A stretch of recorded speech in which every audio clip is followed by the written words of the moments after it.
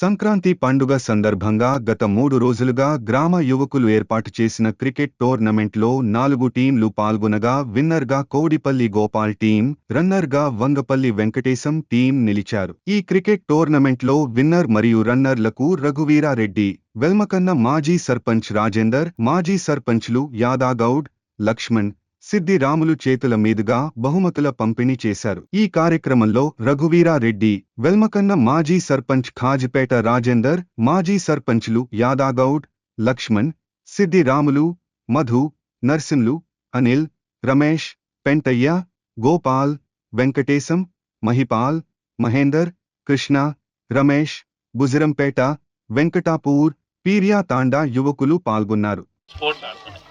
Cricket leagues ఆడుతున్నాయి.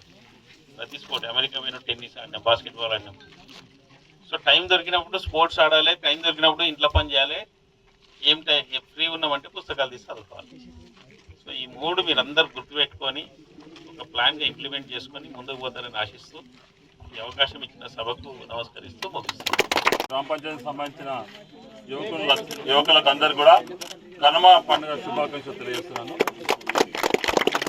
అంటే తెలంగాణ ప్రాంతంలో ముఖ్యంగా మీ గ్రామం ఆదర్శంగా ఉంది. ఎందుకంటే ఎక్కడ చూసినా కానీ కిరాణా షాపులు కూడా బంద్ ఉంటాయి, కానీ మద్యం షాపులు ఎప్పుడు చూసినా కానీ ఓపెన్ ఉంటున్నాయి.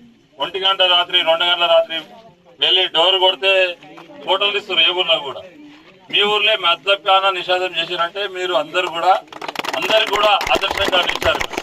కాబట్టి ఈ మద్యపాన నిషేధం ఇదే విధంగా కొనసాగాలి.